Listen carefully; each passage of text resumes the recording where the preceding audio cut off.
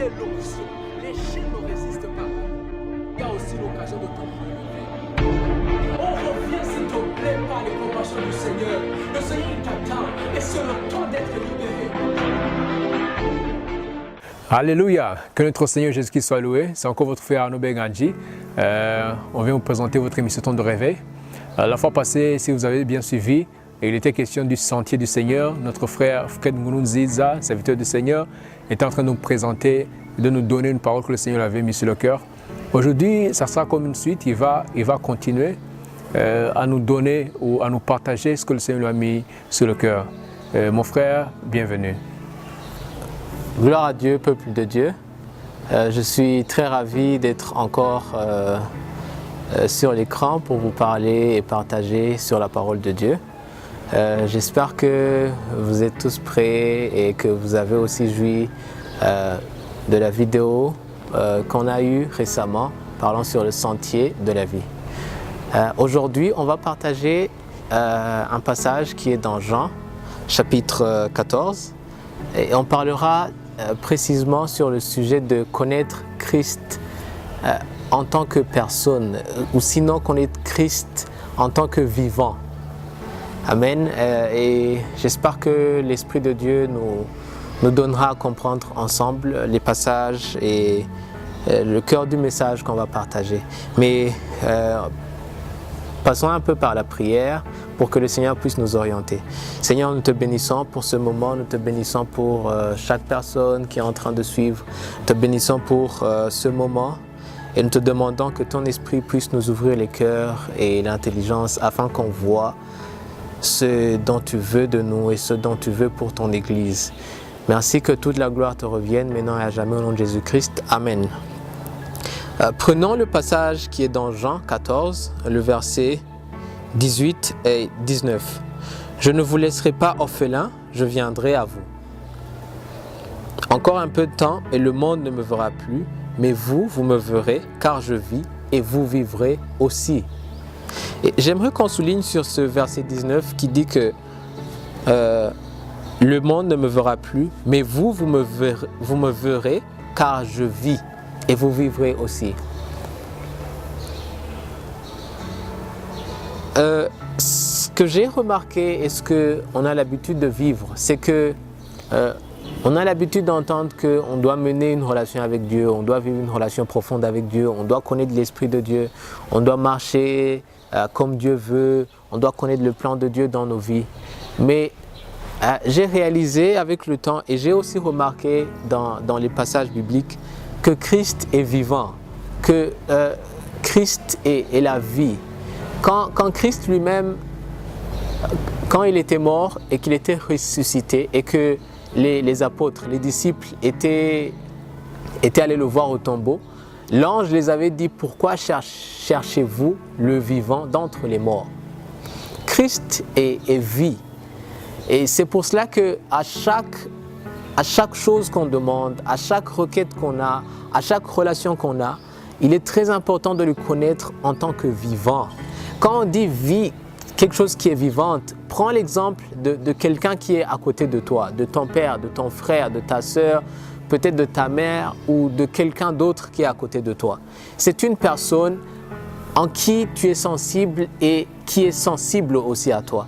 Et quand une personne est à côté de toi, il est facile de voir ce qu'il entend de toi, de voir ce qu'il ressent de toi et de pouvoir aussi réagir par rapport à ce qu'il te montre ou à ce que toi-même tu remarques. C'est pour cela, nous, on a eu une promesse que Dieu, Jésus-Christ, ne nous laissera pas. Il est venu pour nous et il est allé nous préparer aussi des places pour vivre avec lui.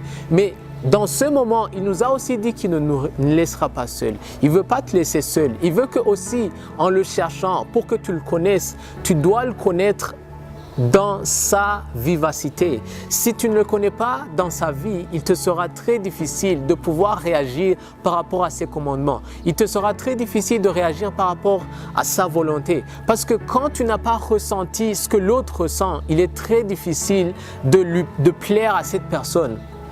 C'est juste une illustration. Mais ce qu'on a ici, c'est que l'Esprit de Christ viendra sur nous. Il parlait à ses disciples qui le connaissaient et il les garantissait qu'il restera toujours avec eux. Il ne leur a pas promis qu'il leur enverra du feu ou bien qu'il leur donnera un ange ou qu'il leur donnera quelque chose de puissant. Non, mais il leur a dit qu'il sera avec eux. Ça, c'est très important. On a l'habitude de croire que si on a une grande puissance, si on a une grande force, qu'on arrivera loin avec le Seigneur ou qu'on verra beaucoup de choses avec le Seigneur. Mais ce n'est pas le cas. La chose qui nous permettra de voir beaucoup de choses et d'expérimenter la profondeur de Dieu, c'est de connaître Christ en tant que vivant, en tant que personne. Il est vivant, il n'est pas mort. Et il n'est pas allé au ciel pour être un vent ou un esprit, non. Mais il est ressuscité pour nous donner sa vie et que par son esprit, on puisse expérimenter Christ en tant que notre vie. C'est très important que tu le saches parce que ta relation sera forte puisque tu auras connu quelqu'un, tu auras connu Christ. Et Christ, par son esprit, te donnera de marcher toujours avec lui. C'est sa promesse que tu dois réclamer. Et si on continue à lire les passages qui suivent, que ce soit dans les chapitres 15, 16 et 17, il parle de sa révélation. Celui qui marchera dans sa parole, il dit que le Père et lui viendront dans la vie de cette personne. Et c'est très important. Quand on lit 14, 21, il est dit « Celui qui a mes commandements et qui les garde, c'est lui qui m'aime. Et celui qui m'aime sera aimé de mon Père, je l'aimerai aussi et je me ferai connaître à lui. » Christ veut que nous le connaissions. Il veut qu'on ait la révélation du Père, la révélation de ce que Dieu veut sur nos vies. Mais cela ne devrait pas se limiter à des prières ou à des aspirations par rapport à la force, des aspirations par rapport à la révélation, des aspirations par rapport à la prophétie, aux dons spirituels seulement. Mais tu devrais connaître que connaître Christ est le chemin qui te mènera dans la vie éternelle. Et celui qui ne connaît pas Christ ne le verra pas. Et connaître Christ n'est pas simplement les versets que tu peux mémoriser ou des passages que tu connais ou bien des enseignements bibliques que tu as. Non, tu as besoin de le connaître en tant que vivant, en tant que personne. Christ est venu afin qu'on le connaisse. Christ est venu afin qu'il nous donne la liberté. Mais cette liberté, tu ne la vivras pas, tu ne l'expérimenteras pas parce que tu ne le connais pas. Et le chemin de sa connaissance est le fait de garder sa parole en toi. Quand tu apprends quelque chose, quand tu le laisses toucher ton cœur, c'est un chemin pour le connaître. Quand il touche ton cœur, c'est pour t'amener à son bercail, c'est pour t'amener là où il sera le tout, là où il sera l'alpha, l'oméga, là où il sera la lumière. Et plus tu le verras, plus il se laissera connaître par toi. Et plus tu le connaîtras, plus sa vie impactera ton cœur, ton âme, tout ce qui est de ta vie. Et cela te mènera à sa vie éternelle chaque jour de ton existence. Toi qui me suis, cher frère, chère sœur, là où tu serais, la plus grande aspiration ne serait pas d'avoir une grande force spirituelle, un grand feu ou bien une grande, je ne sais pas, une révélation qui est la révélation du siècle. Non, ce n'est pas ça. Que ça ne soit pas ta seule aspiration, mais que ton aspiration soit de connaître Christ et de le voir vivant. Parce qu'il a dit qu'il ne nous laissera pas orphelins. Et il n'a pas laissé orphelins ses disciples, mais il est venu être avec eux. Souvenez-vous quand les apôtres étaient toujours réunis, le Seigneur se manifestait tellement. C'est parce que ces gens l'avaient vu en tant que vie. Et cela leur donnait à l'obéir. Et le fait de l'obéir donnait au Seigneur une grande place à opérer. Le Seigneur, il veut opérer, mais il n'opérera pas quand tu n'auras pas obéi. Et l'obéir ne sera pas possible si tu ne l'auras pas connu. Et le connaître n'est pas de connaître des passages ou des versets bibliques. Le connaître, c'est le voir, c'est l'expérimenter en tant que vie, c'est l'expérimenter en tant que personne. Tu vois, quand une personne te parle, tu écoutes. Quand une personne est fâchée contre toi, tu réagis, tu obéis, tu lâches. Le Seigneur aimerait aussi que tu l'entendes. Quand il te parle aujourd'hui, quand tu vas l'entendre, ne continue pas à t'attacher à cette chose. Ne continue pas à rester serré sur la chose. Mais laisse-lui. Et c'est là où tu verras sa personne entrer en toi. Ta personne prendre place dans ta vie.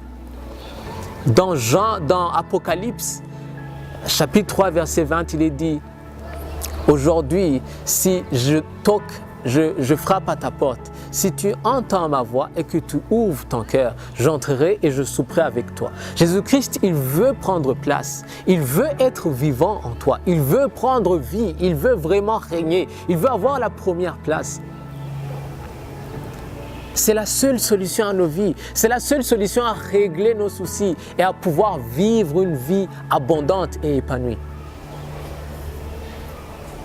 J'espère que toi qui me suis, j'espère que toi qui es en train de suivre pour ce moment, as pu comprendre que l'objectif n'est pas seulement de pouvoir avoir ce qui est du Seigneur, mais c'est avoir le Seigneur lui-même opérer dans nos vies. J'espère, frères et sœurs, que le Seigneur nous fera grâce et nous fera vivre et expérimenter ce qu'on vient de partager, parce qu'il est celui qui nous donne à vivre sa volonté chaque jour de nos vies. Prions pour terminer en ce moment. Seigneur, merci pour ta parole, merci Seigneur pour tes promesses, car tu as promis de ne pas nous laisser seuls, mais que tu vivras, que tu viendras avec nous. Qu'on ne sera pas comme des orphelins, mais que tu régneras et que tu seras toujours avec nous. Fortifie-nous sur ton sentier, rends-nous encore sensibles à ta voix, à ton esprit, rends-nous sensibles, Seigneur, à tes directives, afin qu'on te serve chaque jour de nos vies et qu'on puisse, Seigneur, expérimenter l'éternité, Seigneur, dans ce temps, dans ce monde. Merci pour tout ce que tu fais, merci, Seigneur, de ce que tu feras. Et je sais, Seigneur, que tu accompliras de grandes choses, Seigneur, au travers de ta parole. Sois loué, sois exalté au nom de Jésus-Christ. Amen. Alléluia.